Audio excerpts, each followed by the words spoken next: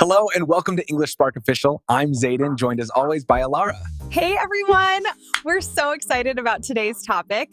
So I want you to imagine you're standing right at the counter of this incredibly loud, just packed London cafe. Oh, yeah, the classic stressful scenario. Right. I mean, the espresso machine is just screaming in the background. There's like a dozen people queued up behind you checking their watches, and the barista already looks completely exhausted. Definitely. And so you step up, you take this deep breath, and you ask for, a little bit of hot water.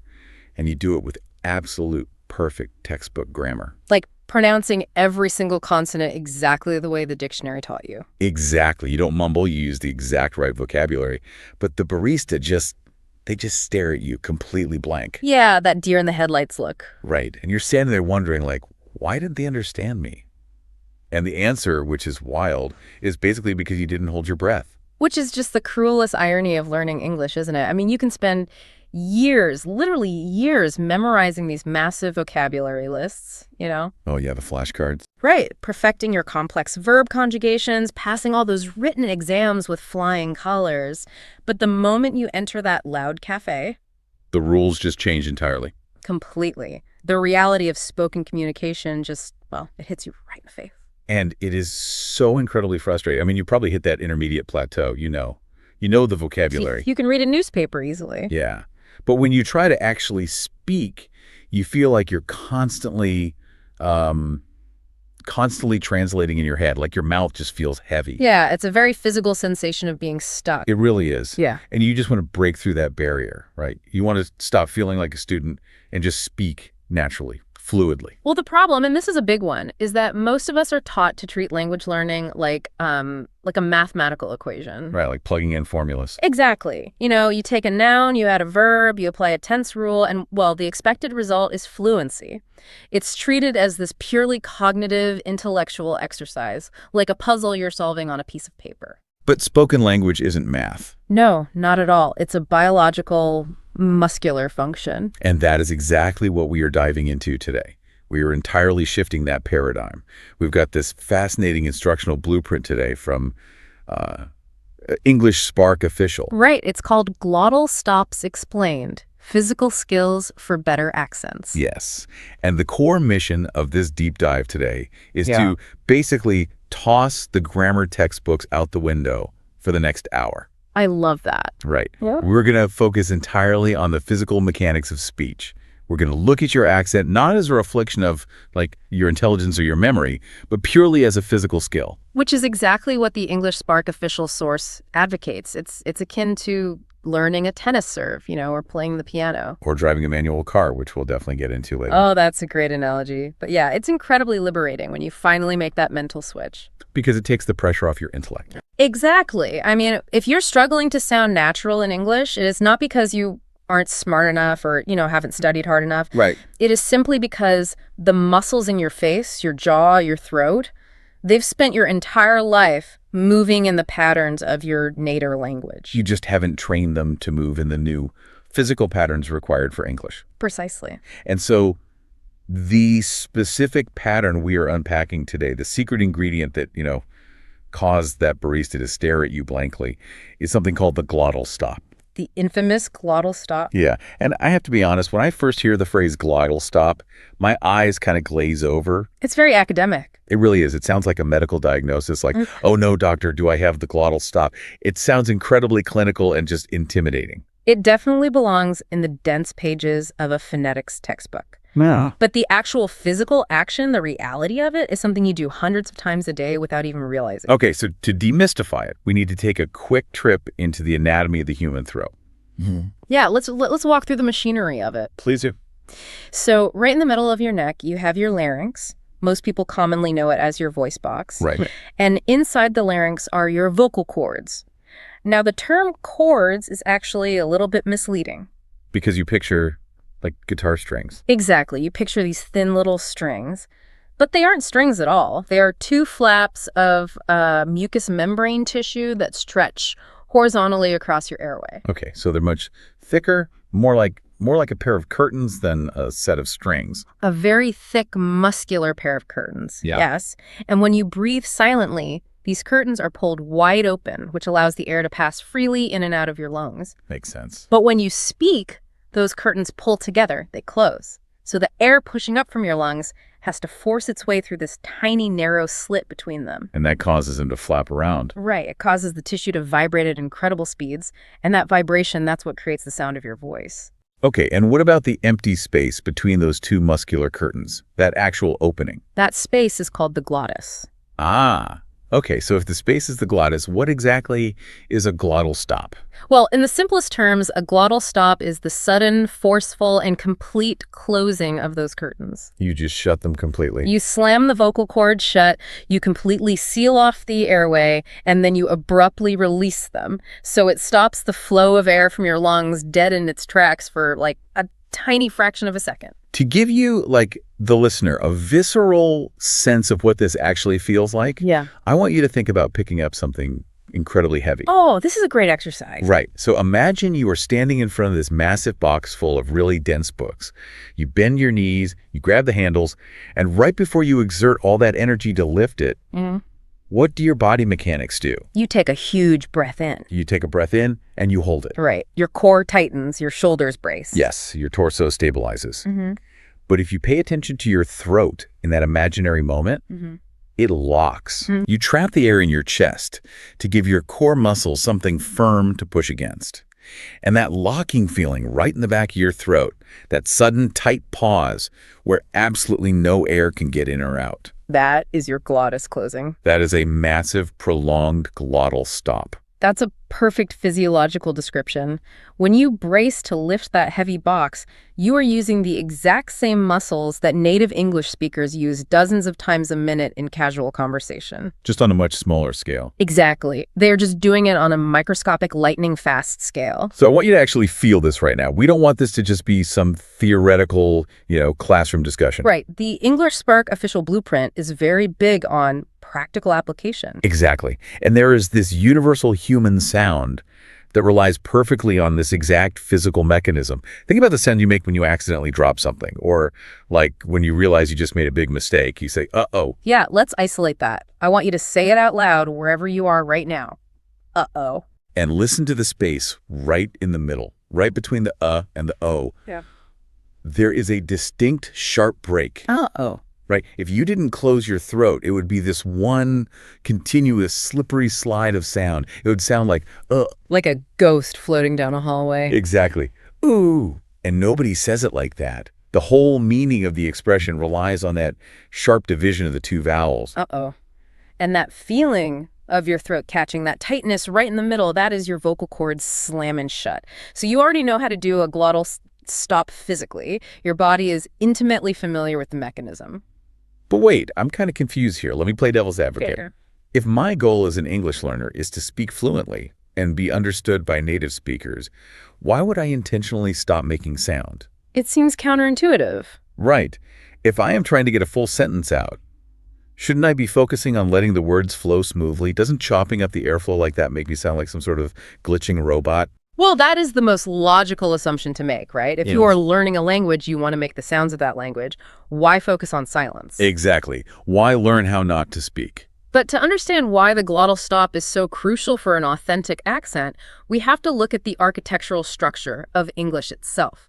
Because English is what linguists categorize as a stress-timed language. As opposed to a syllable-timed language. Correct. So in a syllable-timed language like Spanish or French or Japanese, the rhythm is driven by the syllables. Okay. Generally speaking, each syllable gets roughly the same amount of time, the same amount of weight, and the same amount of clarity. Right, so it sounds very steady. Very steady, very rhythmic, almost like the ticking of a metronome. So if you take that native metronome rhythm into English, it immediately sounds foreign. Because English does not care about syllables being equal. It just doesn't. It's totally unfair, honestly. It is. English only cares about stressed syllables. The rhythm of English is based on the distance between the heavily emphasized words, the nouns, the main verbs, the adjectives. Words carrying the actual meaning. Right. And all the other little grammar words in between, the ands, to, the of, they get completely crushed down. They get sped up and minimized so we can leap to the next important stressed word. It's not a flat road then. It's a mountain range. It's all peaks and valleys. Exactly. And the glottal stop is an essential tool for carving out those valleys and those sharp cliffs. It provides the tiny physical pauses necessary to separate certain words and sounds clearly without slowing down the overall pace of the sentence. If you don't use these micropauses and you try to smoothly link every single consonant and vowel together perfectly, Like a dictionary tells you to. right, then the words bleed into one another in a way that destroys that stress-timed rhythm. It's almost like, think of the negative space in a piece of art. If you look at a black and white photograph, the subject is only visible because the dark shadows around it, right? The shadows define the shape. That's a really good way to visualize it. So in English pronunciation, the glottal stop is basically acoustic negative space. It sharply cuts off a sound so that the next sound can start with a real punch. Yes, and it provides that signature bouncy dynamic rhythm that tells a native ear, this person is speaking English. Right, it triggers their recognition. Exactly. Yeah. Without those little stops, the architectural structure of the sentence just melts into this puddle of continuous sound. Okay, so the logic makes perfect sense. Yeah. We need these vocal speed bumps to create the right rhythm. But, and here's the massive hurdle for anyone listening who's been studying for years, how do you actually train your body to do it during a fast-paced conversation? That is the challenge. Because nobody can have a casual chat over dinner and consciously think to themselves, okay, word coming up, tighten the larynx muscles, Yeah. seal the airway, release, now speak the next word. No, if you tried to consciously control your larynx like that, you would be entirely paralyzed. You would never get a full sentence out. It would take 10 minutes to order a coffee. Easily. So we have to transition from cognitive understanding to unconscious muscle memory. How do we actually rewire the brain to make this physical movement automatic? Well, this is where we have to look at the psychology and the pedagogy of accent training. The blueprint from English Spark Official spends a lot of time on this. Right. If you want to wire your brain to adopt a new physical speech habit, you first have to overcome a massive biological barrier. And that barrier is your own ears. Your own ears are working against you. And this is fascinating because it touches on how human beings develop from infancy.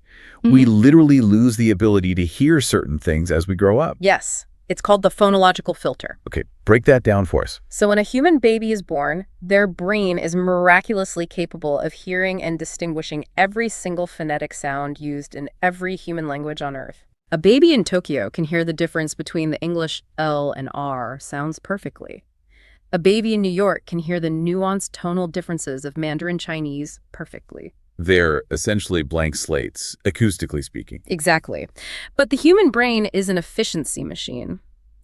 As that baby grows and begins to learn their specific native language, the brain realizes that keeping all these acoustic distinctions is a total waste of processing power. Right. Why hold on to data you never use? Exactly. If the baby's environment doesn't use the clicking sounds of the ex-Hosa language, for example, the brain literally prunes the neural pathways that recognize those clicks. It just throws away the data it doesn't need to survive in its linguistic environment. Yes. And by the time you are an adult, your brain has built a rigid, incredibly efficient auditory filter. Yes. When acoustic data hits your ear, your brain filters it entirely through the lens of your native language. It ignores anything it deems irrelevant to processing the meaning as fast as possible. That's why Japanese learners famously struggle to hear the difference between river and liver. Their brain literally intercepts the sound wave and categorizes it into a single familiar bucket before their conscious mind even registers the difference. It's like an overactive spam filter for your ears. That is exactly what it is, and this is exactly what happens with the glottal stop. Oh, this makes so much sense. Let's say your native language doesn't use a throat catch to replace the letter T in the middle of a word. Right. You're having a conversation with an American, and the American says the word button. But they don't say button in. They use a glottal stop. They say button. Right. Button. And what does the untrained adult learner hear? They just hear button because their brain knows the spelling of the word. Yeah. The brain knows what the concept means. So when the ear receives button, the phonological filter says, they meant the word with a T in the middle. I will just magically insert the T sound into the listener's consciousness. Your own brain lies to you. It completely smooths over the reality. The acoustic reality goes completely unnoticed. So you literally cannot physically produce a new sound, or in this case, a specific absence of sound, until your ears are explicitly trained to pierce through that filter and notice it. So how do you actually pierce the filter? I mean, you can't just tell someone to listen better. No, telling someone to listen better is useless. You have to use dedicated listening focus cues. You have to train the ear before you ever ask the mouth to move. Which is step 1 in the English Spark methodology. Exactly. If you are practicing with audio clips or working with a language partner, you have to consciously isolate the negative space. You have to tell your brain, stop listening for the meaning of the word. Stop picturing the spelling.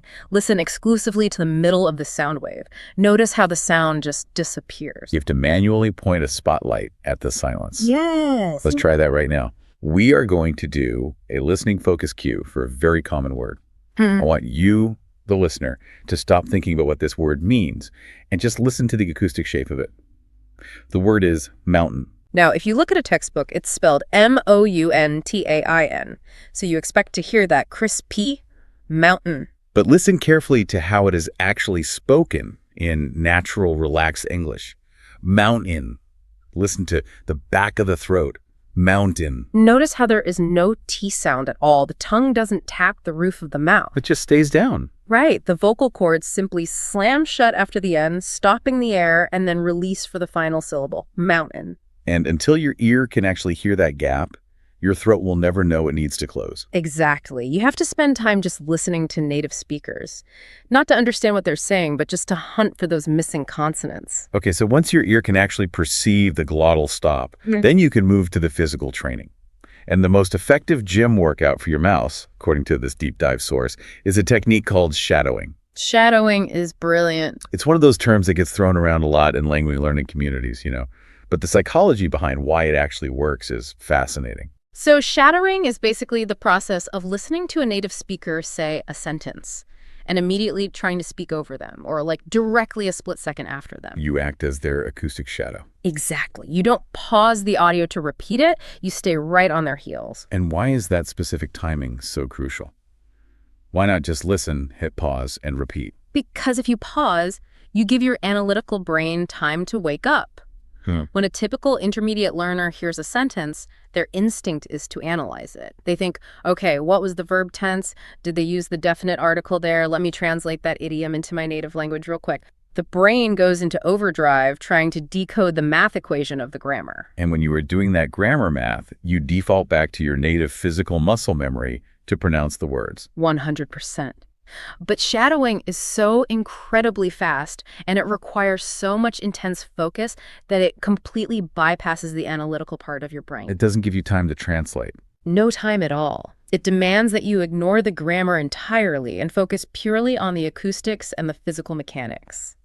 By trying to match the speaker exactly in real time, you are forcing your mouth, your lips, your tongue, and your vocal cords to adopt their speed, their pitch, and their rhythm.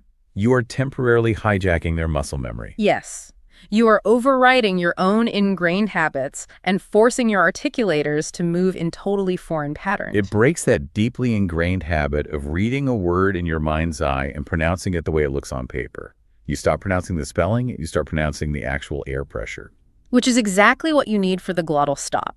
But, and we have to acknowledge this, there is a huge psychological barrier here. Oh, massive. When you first start shadowing and you first start forcefully injecting glottal stops into your speech to mimic a native speaker, it feels ridiculous. It feels incredibly silly. It feels so fake. Exactly. You feel like a total imposter.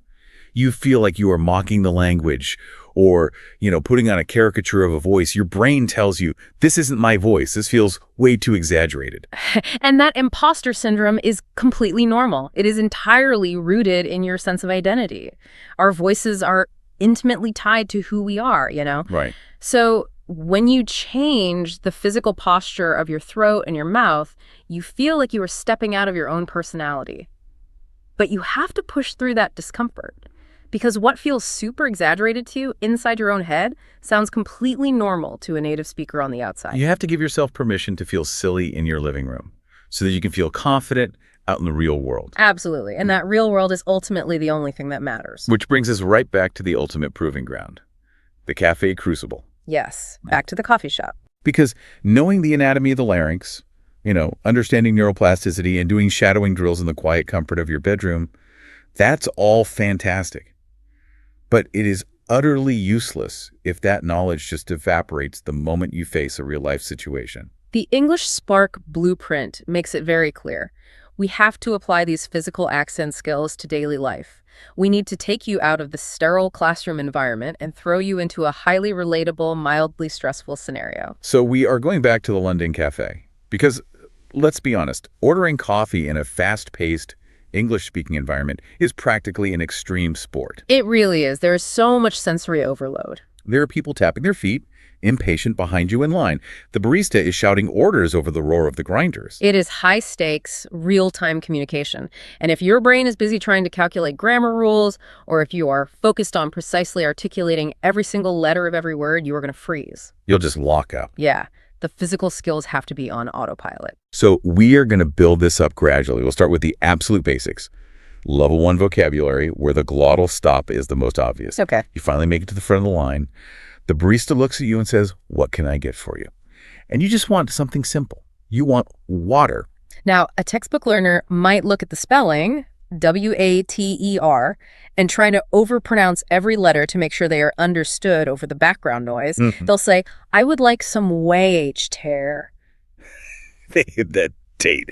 Sounds so incredibly hard. They push all that air out from behind their teeth. Which ironically requires a lot of physical effort. Right. But if we apply our physical skill, our vocal speed bump, what happens? In a natural modern accent, particularly in American English, but also very commonly in many British dialects now, that middle T undergoes a massive transformation. Right. So in American English, it often becomes a flat, like a soft water. Yes. But in many British accents, and increasingly in just casual, fast-paced international English, it becomes a pure glottal stop. The T's is just completely swallowed. And let's focus on that swallowed variation today because it's the perfect training ground for our vocal cords. Listen carefully to how that sounds.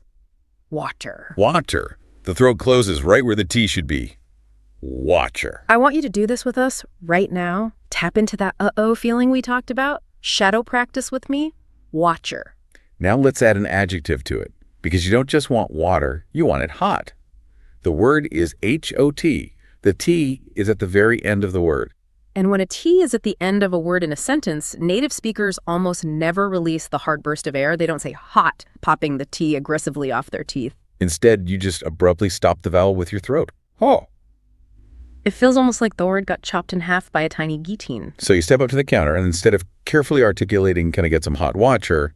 you just relax your mouth, you rely on the throat, and you say, "Can I get some hot water?" Notice how much less physical effort that takes. You aren't forcing air out for the consonants. You are just stopping the air. It's so much lazier in a good way. It is. And it immediately sounds more native, more relaxed. It flows perfectly with the bouncy, stress-timed rhythm of the environment. Okay, let's bump it up to level 2, because nobody goes to a fancy cafe just to order hot water. Yeah. Let's say you are customizing an espresso drink. You want a little bit of milk. And not just any milk, you specifically want oat milk. Oh, this is a great example, because this is where the glottal stop transitions from just changing a single word to becoming a crucial linking mechanism between words. Let's take the phrase a little bit. Okay. If we rely on our mental textbook, we read, "a little bit." But naturally, in fluid, fast speech, it transforms entirely. Listen carefully to the rhythm and where the sound cuts out. A little bee. Wow, so the T in the middle of little becomes a glottal stop. Yeah. And the T at the end of bit also becomes a glottal stop. B creates this bounce. A little bee. Try that with us right now. Feel the double catch in your throat. A little bee. And then we add the final boss of the coffee order, oat milk. Now, this is a really tricky combination of consonants if you try to pronounce everything perfectly. It's a nightmare. If you fully pronounce the T in oat, you have to push your tongue against your teeth, stop the air, release the T with a huge burst of breath, and then immediately close your lips to start the M for milk. Oat, milk. It is incredibly clunky. Very. It physically slows your jaw down. Try saying it fast. Oat milk, oat milk, oat milk. You just stumble over your own. Can I have a little bit of oat? The glottal stop is the native speaker's elegant solution to this efficiency problem. Instead of releasing the T, you simply lock your vocal cords to stop the sound on the word oat. Okay. And while the air is safely locked in your throat, you smoothly move your lips into the M position for milk. Then you release the air and the M simultaneously. Oh, milk. Oh, milk. So the throat does the stopping, which means the lips don't have to panic. Let's string the whole order together. Can I have a laleby of oa milk? Wow. When you do it like that, it feels like surfing. You are just gliding over the difficult consonants using the glottal stops to maintain your balance. That is the absolute perfect way to describe the physical sensation of fluency. It should feel physically effortless. But I have to ask, and this is the lingering fear that every single language learner has when they try this out in the wild. The fear of being misunderstood. Yes. If I am in that loud cafe, the espresso grinder is roaring, the music is playing, and I go up to the barista and I intentionally swallow the T-um in water, and I swallow the T in little, and I don't pronounce the T in oat, won't the barista completely misunderstand me? It feels like you are sabotaging your own clarity. Exactly. If I say, can I get a laleby of oat milk, isn't there a massive risk? I just sound like I'm mumbling incoherently. Isn't over-enunciating, pronouncing every single crisp letter technically the safest way to ensure I am understood in a noisy room? I mean, it is a completely logical fear. It stems from this deep-seated belief that comprehension comes from analyzing individual letters. But paradoxically, in an English-speaking environment, over-enunciating is actually much more likely to cause confusion than using natural glottal stops. Wait, really? That seems totally backward. Why would speaking clearer make you harder to understand?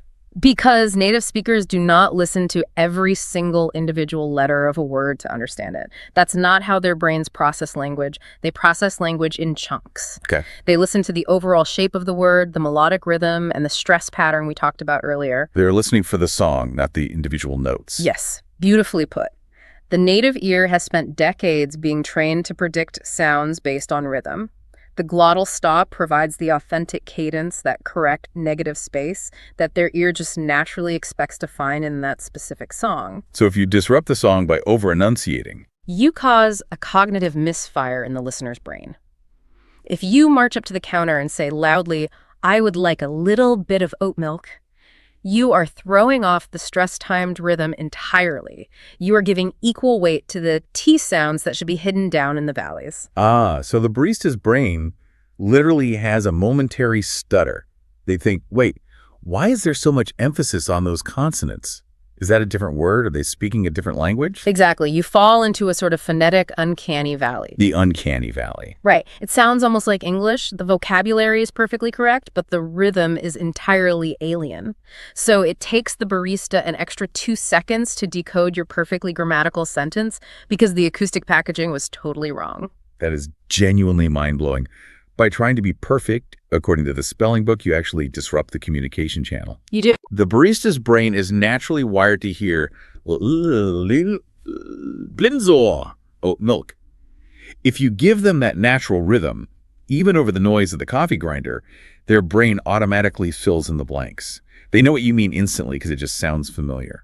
Natural rhythm is infinitely easier for locals to process than stilted perfection. The glottal stop isn't mumbling. Mumbling is a lack of physical control. The glottal stop is an incredibly precise, controlled physical action that aligns your speech perfectly with the expectations of the native ear. Okay, so that handles the initial cafe counter interaction. You've ordered the hot water, the oat milk, you've survived the stress of the queue. But we need to scale this up. Right, life isn't just ordering coffee. Exactly. How do we take this physical skill and transition it from a 3-second coffee order into a larger, sustained conversation? Because once you survive the order, you step over to the pickup counter. You might run into a coworker. You might strike up a chat with the person next to you while you're waiting. And the barista might ask you how your morning is going. You have to engage in actual small talk. And here is the danger. If you just learned about the glottal stop today, the temptation is to start using it on every single word. Oh, yeah. But we can't just become a glottal stop machine gun, right? Sentences still need to be clear, smooth, and easy to follow. If you over-apply the glottal stop indiscriminately, just chopping up every single word because you can, you will sound incredibly erratic. You will sound like a skipping CD. So how do we actually transition from practicing isolated drills like whole coffee and war to integrating them seamlessly into full paragraphs? How do you maintain the flow of a conversation without sounding robotic? Well, it comes down to understanding the deeper function of the glottal stop. It isn't just about cutting words short. It is primarily used as a linking mechanism. Okay, linking. It is the invisible glue that binds words together so that a sentence becomes this smooth, rolling stream of sound rather than choppy, isolated syllables. Could you give us an example of how this links words together in a longer thought? Let's think of a slightly more complex sentence, maybe something you'd say while chatting at the pickup counter. Sure, let's use the sentence. It was not exactly right. Say you're telling a story about a project at work. It was not exactly right. Okay, so if you read that word by word, focusing entirely on the spelling and the clear consonants you get, it was exactly right. You have to stop and start your airflow 5 different times. You push the air for the T in it, breathe in, say, was, stop, push the air for the T in, not. It is physically exhausting for the speaker, and honestly, it sounds incredibly disjointed to the listener. You feel like you're tapping the brakes constantly. But if we apply our glottal stops to the ending T's in that sentence, we can link the words smoothly without ever releasing those hard, exhausting bursts of air. Listen carefully to the flow. I was never exactly right. Oh, wow. Listen to how that glides. I was exactly right. See, the glottal stop acts as a bridge between the words. The vocal cords clamp shut on the T of it, but instead of opening to release the air, they stay tense and immediately flow into the W of was, I was. The throat does the work, so the mouth doesn't have to stop moving. Exactly. Then the throat closes on the T of not and bridges instantly to the E of exactly. No, exactly. The entire sentence literally becomes one long, continuous sound wave with just tiny internal muscular pulses. You know, thinking about scaling up this complexity, moving from single words to full sentences, the best analogy I can think of is learning how to drive a car with a manual transmission. A stick shift. Oh, that is a phenomenal comparison. Break down the mechanics of that. Okay, so if you have ever learned to drive a manual car, you know that the first few weeks are incredibly jarring. You are hyper-aware of every single physical movement. Your brain is literally screaming instructions at your limbs. Right. Press the clutch, move the stick. Exactly. You push the heavy clutch in with your left foot. You physically feel the gears disengage. You grab the stick with your right hand and move it into first gear. And then you try to slowly release the clutch while simultaneously pressing the gas pedal with your right foot. And what happens the first 50 times you try it? It is a total disaster. The car lurches forward aggressively. You stall out right in the middle of an intersection. You over-rev the engine and it screams. The entire experience is choppy, terrifying, and stressful. You feel every single mechanical failure. And this is exactly what happens when a learner is first attempting to consciously insert glottal stops into a larger conversation. Yeah. You stall out. Right.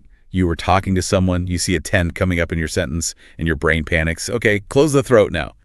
And because you thought about it too hard, you freeze. The rhythm breaks. You lurch. But what happens if you keep driving that manual car every single day? Something magical happens. After a few months, you don't even realize you're shifting gears anymore. Your left foot and your right hand are communicating directly with each other via this deep, deep muscle memory. Exactly. You could be changing the radio station, drinking your oat milk coffee, looking at the road, and carrying on a deep conversation with your passenger, and the car is shifting perfectly, silently, smoothly. The physical skill has become entirely subconscious. And the ride itself, which, in our analogy is the conversation, becomes perfectly smooth. The passenger doesn't feel the gear shifts. The listener doesn't hear the mental effort. This is exactly what happens with accent training. It just takes reps. It does. It is clumsy at first. But when you do enough shadowing, when you spend enough time intentionally feeling that uh-oh catch in your throat, the muscles of the larynx learn the timing. They start doing the gear shifts automatically. And when the muscles finally take over the heavy lifting of pronunciation, what does the conscious brain actually get to do? Well, the brain is finally freed up to do what it does best. Communicate. It gets to focus on meaning. It gets to focus on finding the exact right vocabulary word to express an emotion. It gets to focus on reading the facial expressions of the person you're talking to. You're not stepping the mechanics anymore. Right. When you no longer have to consciously calculate how to physically pronounce the phrase exactly right, you can put all your cognitive energy into actually telling your funny story. And that is the ultimate goal. That is the true definition of fluency. Fluency isn't about having a perfect grammatical score on a test. Fluency is a smooth ride where the mechanics of the vehicle disappear entirely and you just get to enjoy the journey of connecting with another human being. It completely reframes the goal, doesn't it? From passing a test to building a physical habit. It really does. This has been a massive paradigm shift. So Let's just trace our steps back and recap the journey we've been on for the past hour. We started by taking a concept that sounds like a clinical disease, the glottal stop, and we stripped away the academic jargon. We defined it purely as a physical mechanism. We moved away from the idea that language is a cognitive puzzle. We established that pronunciation is a muscular movement. It is the subtle clamping shut of your vocal cords to act as a vocal speed bump, just like when you brace to lift a heavy box. Then we looked at the massive psychological and biological barriers in our way.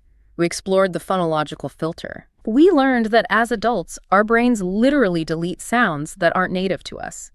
We learned that you cannot physically produce the negative acoustic space until your ear is explicitly trained to hear it. Which is exactly why we need to use listening focus cues to hunt for the silence and shadowing drills to hijack the native speaker's muscle memory, bypassing our own analytical brains. Absolutely. And then we proved that this isn't just theory by taking you directly to the loudest, most stressful cafe we could imagine. We showed how swallowing the tea in hot water and oat milk doesn't make you harder to understand. In fact, it does the exact opposite. Yes. It aligns your speech perfectly with the bouncy, stress-timed rhythm that native speakers are subconsciously listening for. It prevents you from falling into that uncanny valley of over-enunciation. And finally, we looked at how these tiny physical pauses act as the invisible glue that links long sentences together, allowing you to eventually drive on autopilot, smoothly shifting through the gears of English conversation without stalling out. Which brings us to the most important part of this deep dive. Because, as we established early on, simply listening to us explain a physical skill for an hour is not enough. No, reading about how to ride a bike won't keep you from falling over when you pedal. Exactly. You have to get in the gym. You have to put your hands on the steering wheel. So we have a specific practice assignment for you this week. It is a two-part mission. Let's hear it. First, I want you to work on your auditory filter. The next time you watch an English movie or a YouTube vlog, or even if you're just standing in line at a real coffee shop, eavesdropping on the people ahead of you, I want you to actively engage your brain. Stop listening for the plot. Stop listening for the meaning of the words. I want you to hunt for the missing sounds. Listen specifically for the glottal stops. Notice every single time a native speaker swallows a consonant. Train your ear to recognize the gaps. And second, I want you to physically practice the machinery. Pay attention to the literal feelings in your own throat. Say, uh-oh, out loud. Feel that sharp catch. And then try applying that exact same physical tension to words like war or lil or mountain. And do it when you are completely alone so you don't feel self-conscious. Do it in the shower. Do it while you are driving your car alone. Over-exaggerate the movement until it feels familiar. Remind yourself constantly that an accent is just a physical habit. It is not an identity crisis. It is not a test of your intelligence. And physical habits, by definition, can be learned, unlearned, and remodeled by anyone at any age through sheer repetition. You are literally rewiring your neural pathways and remodeling your muscle memory. It takes time, it feels clumsy at first, but the physical results are undeniable if you stick with the drills. And before we let you go, I want to leave you with one final thought to mull over. Something that kind of struck me as we were breaking down the sheer biological mechanics of all this. Well, we spend so much of our lives, especially in schools, treating language as this high-minded intellectual pursuit. We study the syntax of old texts, we memorize poetry, we debate the subtle semantics of vocabulary words. We elevate it to an academic discipline entirely divorced from the body. Right. But if learning to sound truly authentic in a new language is less about memorizing those grammar rules on a chalkboard, and more about training the physical muscles of your mouth, your lips, your jaw, and your vocal cords to move in entirely new rhythmic patterns. If it's about learning to hold your breath at exactly the right millisecond to create a perfectly timed pocket of acoustic silence, then is speaking a second language really an academic exercise at all? Or is it fundamentally much closer to learning a form of physical dance? Oh, wow. That is a beautiful way to frame it. You aren't studying a textbook, you're learning the choreography of the vocal cords. Keep practicing those steps. Don't be afraid to stumble, and don't be afraid to feel a little silly while you find your rhythm. Thanks for joining us on this deep dive. We'll catch you next time.